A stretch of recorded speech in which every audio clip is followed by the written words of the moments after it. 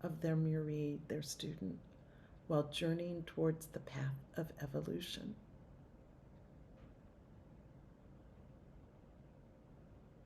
I have to tell you, I think I'm very lucky. When I asked Murshida Vera for, again, I'm talking about myself, excuse me. I hope it helps to illustrate things and you don't get bored with my stories. But she challenged me a lot. She made me ask her several times. And finally she said, well, what do you think you need? What do you think you need the most in life? And I've heard people, say they're seeking love, they're seeking success, they're seeking abundance, they're seeking comfort, they're seeking seeking. And I said, in that very moment, light. And she said, light? Why not? And she named some other things. And I said, because with light, the way becomes clear. And so she gave me this name, Nuria. Now, there's another part of it that had to do with Murshid Kabir, but that became my name. And I felt so fortunate that my other teachers that were to come didn't ask to change it, and it's become my lifelong Sufi name. And I treasure it because I do think that that's very important.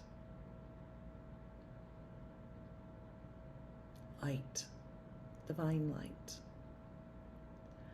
So again, the Murshid's work is to help another person to find out for their own self, to discover for themselves what is true and not true. The Murshid is a guide along the path. The Murshid is the one who kindles the light that is already in the murid. It's there, but it could be obscured in some way, veiled in some way. And we went through that whole body of teachings a year ago about the globe on the lamp of the heart, how sometimes it can be rusted. So here I'd like to work with that practice, the divine name Nur, the divine light, and I'll talk a little bit about the meaning of that. But we're going to couple that in tandem with Ya Hadi. Ya Hadi. So Nur is interesting because there's the emphasis on that double O and the R at the end. It might not feel comfortable for us to do it, but try it. So, and I always listen to people that are native Arabic speakers to hear the sound. There are others that have studied Arabic. They may have different sounds, and the truth is that there are different dialects. If we were speaking an Egyptian dialect, there'd be a lot more emphasis in the vowels, and in some other dialects, there's more emphasis on the consonants. But this is the way native Arab, like classical Arabic articulation of Nur is. So it's Nur. It's a little roll of the tongue, but it sends a vibration. So try it. Nur. Nur. Nur. Just give it a try. And the other word, sacred word, and again, this means divine light. I'll speak a little bit more about it in a moment. And Hadi is, O divine guide. So here we're talking about the relationship between the teacher and student, the Murshid and the Murid, the guide and the one that's seeking to traverse a journey, a path. In this instance, a Sufi path, a spiritual path. It doesn't even need to be called a Sufi path. It's just a spiritual path. So, a little bit about Nur. Again, it's O divine light. And I'd like to talk about it in relationship to Ya Fatah, because here's the deal. These names don't exist in isolation like ingredients for a cake. They become all part of it, and they're interrelated. So, while Ya Fatah clears the veils of the darkness over the heart, it uncovers the light within, which is Ya Nur. So you see how one affects the other. It's kind of like vitamins. You take one and it helps the other. If you take vitamins, I do. And Ya Nur is the divine light that illuminates the heart. Rashida Vera described it to me. It is the light that radiates from within and reveals all things. So it's self-illuminating awareness. So that's Nur, and that's its relationship to Fatah. It opens the door so that that divine light can be touched, experienced. And then Fatah, again, it clears the veils and uncovers the light. And the Nur, it clarifies and it reveals. And the Nur is wisdom and guidance in and of itself. This divine, what disclose to us thy divine light, which is hidden in our souls, that we may know and understand life better, from the prayer Khatum.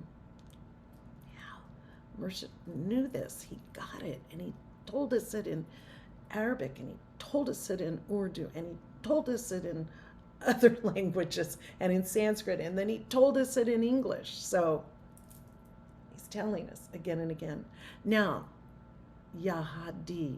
We say Ya before the sacred word because it's like reverence. It's a referential term, like, oh beloved, guide. So it's a very sweet way of addressing this sacred quality and invoking it. So Ya Hadi means, oh divine guide. And now let's talk about Hadi in relationship to Nur. While Ya Nur is the light of wisdom and guidance, Ya Hadi guides the hearts to knowledge and to the essence of divine light, of wisdom and guidance. So there is this beautiful dance of interconnectedness. So let's do this aloud 33 times. Typically within our circle, I ask you to do the practice 34 times with the Ya before it aloud. You don't need to yell it, but to hear yourself, to hear the vibration. And then in a whisper, and we allow the Ya to fall away and just whisper the divine name.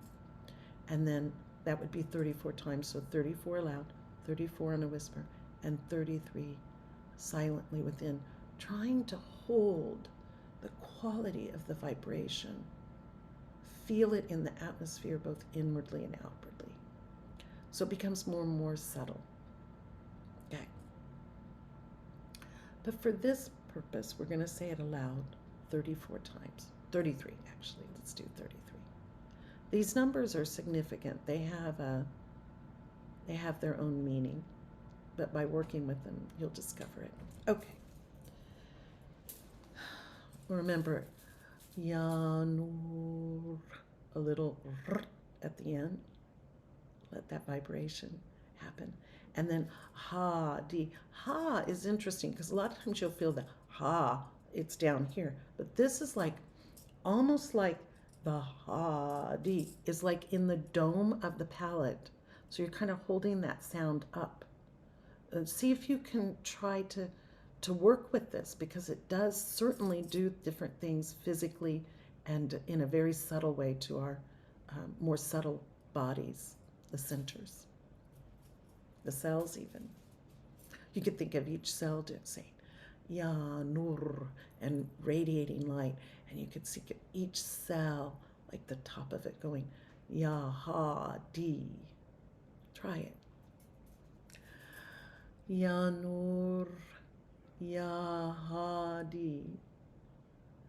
Ya Nur, Ya Hadi.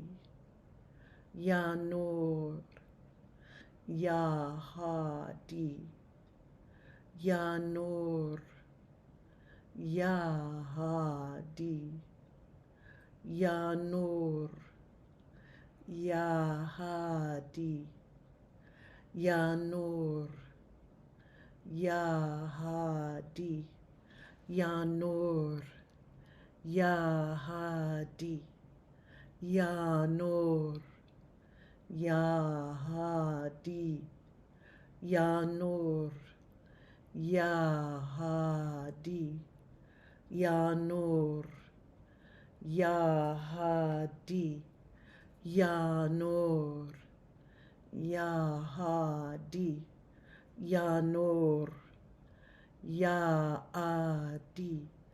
Ya Nur, Ya Hadi, Ya Nur, Ya Hadi, Ya Nur, Ya Hadi, Ya Nur, Ya Hadi, Ya Nur, Ya Hadi, Ya Nur, Ya Hadi, Ya Nur, Ya Hadi, Ya Nur,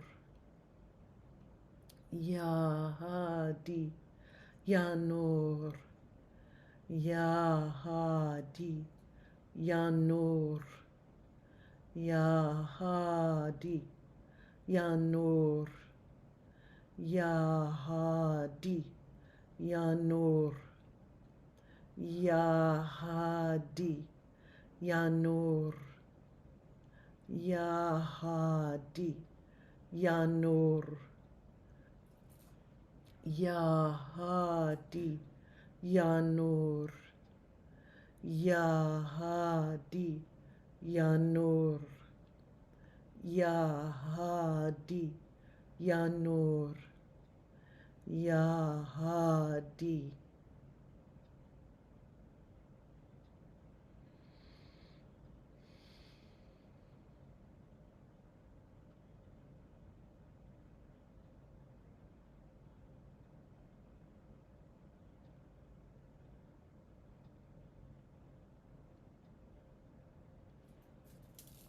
Ya Nur, Ya Hadi. Now, for the final part of the class, I'm going to repeat this statement by Murshid from above, and then we're going to do this practice while we gaze upon the image of Hazrat Inayat Khan. It's one where he has a beautiful elevated glance, but you can take it as the kindness coming from, again, a trusted friend, a teacher, a wise person that you know. It could be Jesus, because really it looks like he's actually sort of in that attunement of Jesus in this picture that we're going to share. And what we're going to do, first let me read the statement and then I'll move on. So from above, it says, a person may either study 1,000 years or a person can get it directly from the source to see if they can touch the root of all wisdom and all knowledge. In the center of the Sufi emblem, there is a heart. It is the sign that from the heart a stream rises, the stream of divine knowledge. Now, in this photo, Murshid is wearing the heart and wings that he drew out and a jeweler made for him. Some of you maybe have seen this heart and wings, but I'll describe it to you. It's on a silver chain. It's made of silver. At the center, where the heart is, there's a yellow topaz, because this is a black and white photo. There's a yellow topaz, and the wings are detailed with the stone malachite. If you know it, it's very shimmery and reflective. It's a black stone. So it's a very beautiful emblem that Murshid wore. And so we're going to do this practice, and I would like to tell you that we're going to use now all three of these sacred names together. Ya Fatah, Ya Nur, Ya Hadi. Okay? And as we view the picture of Inayat Khan and look at the heart, sort of imagine that you're joining, there's this whole process that we do in Guru Yoga in Tibetan Buddhism, where we first see the teacher external to us, and then we receive the light of the Om Ahung, which are the sacred syllables of the mind, the speech, and the heart or body, and then we imagine that the teacher dissolves in light and enters us. And so that might be something that you feel. I don't want to force anything. Please only do what feels comfortable for you. But you might just think of that, like just dissolving a little bit yourself and feeling this connection to this great being of, this master that brought these teachings. And after, 97 years of him leaving this earth, is still inspiring thousands upon thousands of people. And this is just one vehicle of a message of divinity. So give me just a second. I just want to again turn to the prayer Khatum, and then we'll look at, so again, from that prayer, open our hearts, Ya Fatah, that we may hear thy voice which constantly cometh from within, which is, of course, Ya Sami. And then Ya Hadi also, that we hear thy voice which constantly cometh from within, that guidance. In Sufism, it's called the spirit of guidance. And disclose to us thy divine light, Ya Nur, which is hidden in our souls, that we may know and understand life better. It's a really interesting practice. If some of you haven't done it, you might think of these prayers, how they get interpreted in these wazifas, because they're embedded in the English, they're implied in the English language.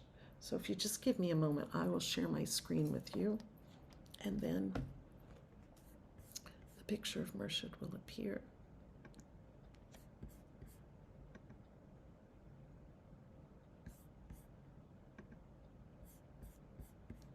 I'm going to close this down. So there you go. So we're going to again say Ya Fatah, Ya Nur, Ya Hadi. And let's just do it 11 times aloud.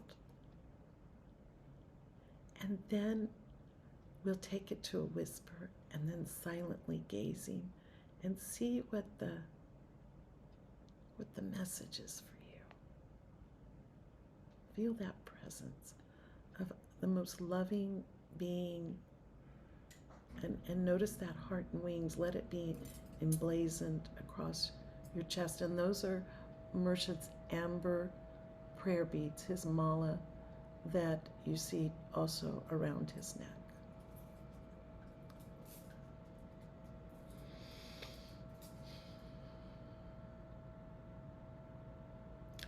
Ya Fatah, Ya Nur, Ya Hadi.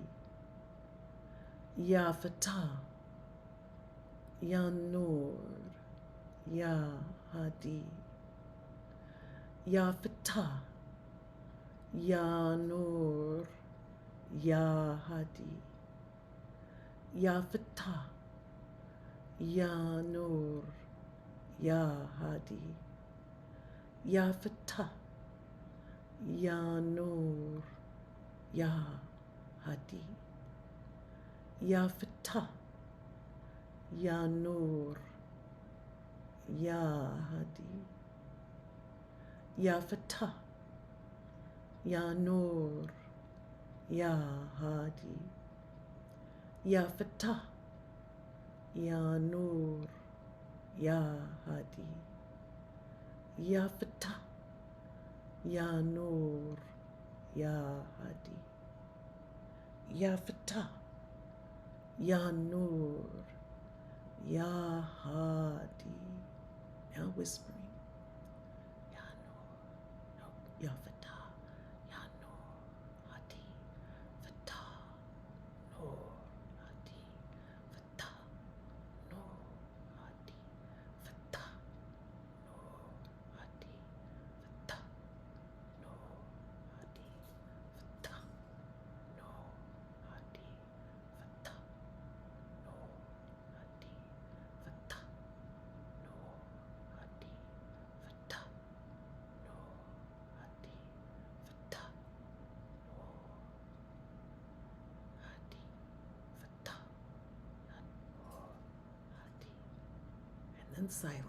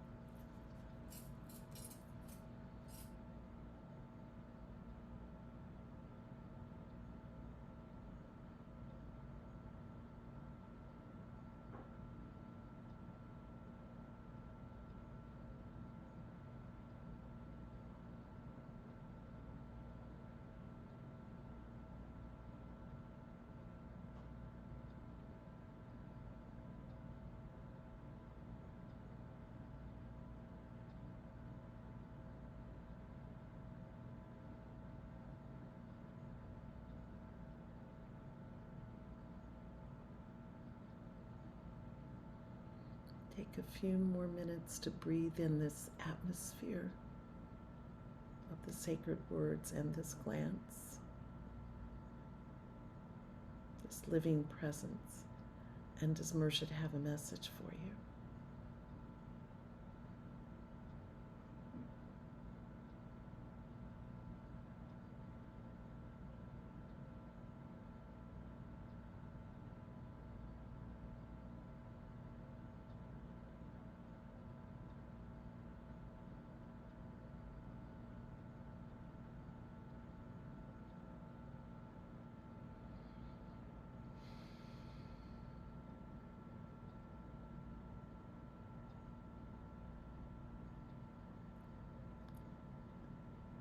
Ya Fatah,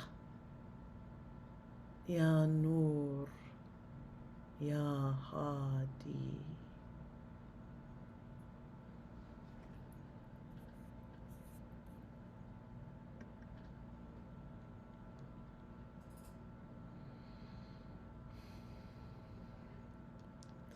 So that brings us to the end. And if we could say, with love and reverence and devotion, the holy words of the prayer Khatum together.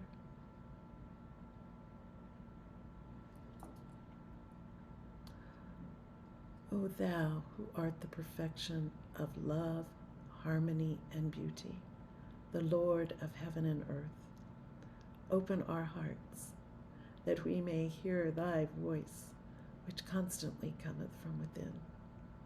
Disclose to us thy divine light, which is hidden in our souls, that we may know and understand life better.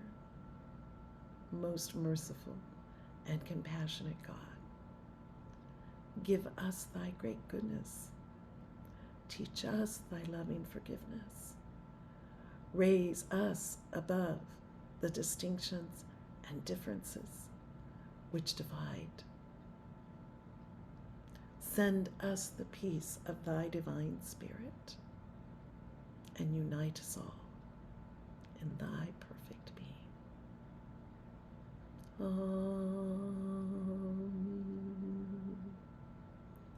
Again,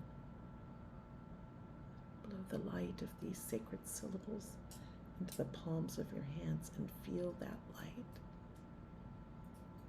touch you in the most subtle way, enlightening every cell, opening the heart to feel the light.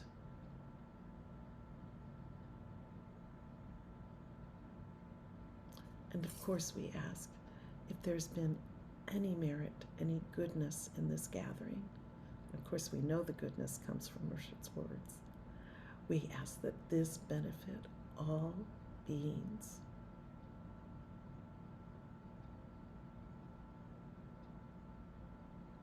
And then my little PSA announcement on Facebook or on the link through our donate page, if you're so inclined.